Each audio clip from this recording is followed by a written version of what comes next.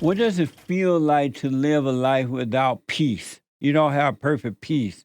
What is it like to live that way for you?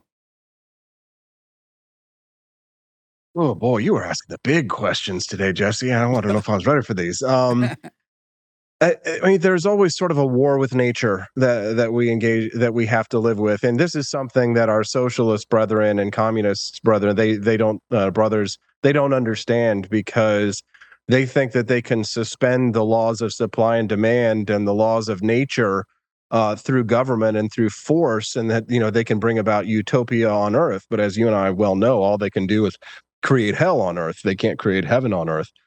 But the normal anxieties that we deal with on a daily basis, having enough sustenance, making enough money, right? Having enough friends, or, there's a hierarchy of needs that every human has, right? At the bottom of those hierarchies are our base needs. And at the top of the pyramid of the hierarchy needs of are our, is self actualization. And so, the conflict, of course, that we all have to deal with, everybody has to deal with, is meeting those basic needs.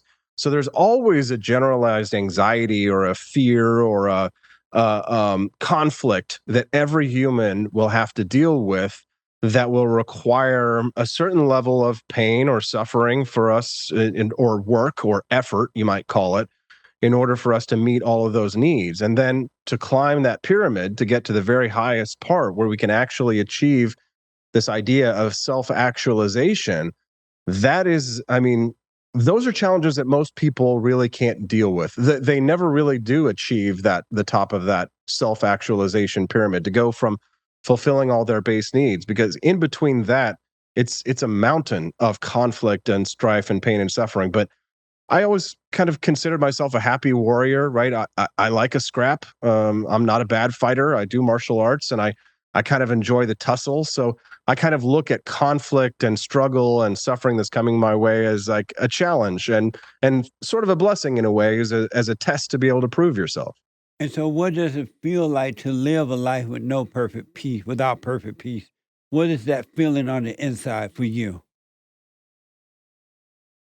Well, I mean, I don't know how to explain it, Jesse, other than the fact that I'm really am overall a very happy person. I think there's probably something chemically wrong with me, or however I was made. I think, God must have given me a little bit more dopamine because I'm very much a silver lining in the clouds type of a person. So even though I do have conflicts on a daily basis and I do have the same kind of stress and anxiety as anyone else, I think probably more than others, I do a very good job of fighting that against that sort of the depression, right? Not that I don't feel it sometimes like anyone else, or not that I don't feel, get down like others, like anyone else does. But I think most of the time, I think I sustain a level of happiness that probably a lot of people don't. But I don't always know why or how. I think probably a lot of this has to do with just the chemically how I'm built, but I, a lot of it has to do, I think, with how I'm raised, because I feel conflict inside like anyone else, but I probably tend to deal with it better than others. And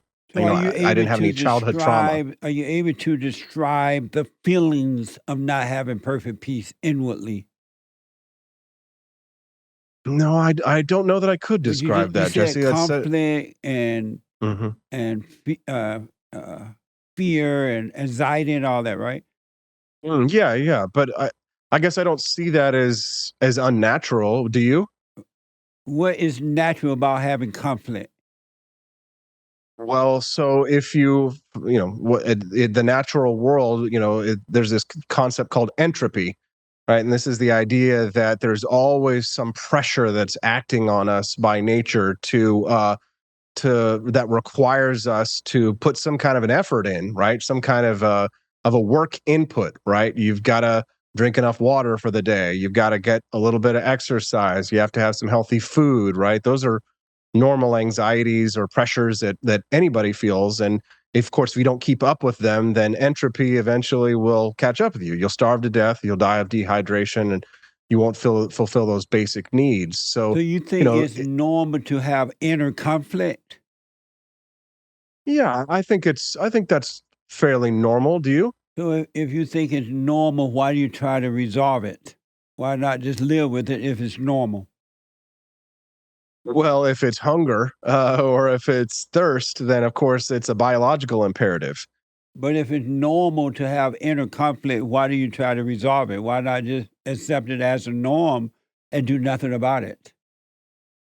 Well, if it's a biological imperative, then I would say the answer to that is because I don't want to die. But I'm But not talking for the about other, biologically. hmm what are we talking about? The conflict that you have due to the lack of perfect peace. You think it's normal to have all that going on inside? I think so. I think most people have faced some level of inner conflict. Am I doing the right thing? Should I be making this decision for my life? Do I should I be should I find a good person to marry? Should I stay single? Should I take this job? Should I not take that job? Right? What paths anyone could take on a daily basis? Because we all have choices.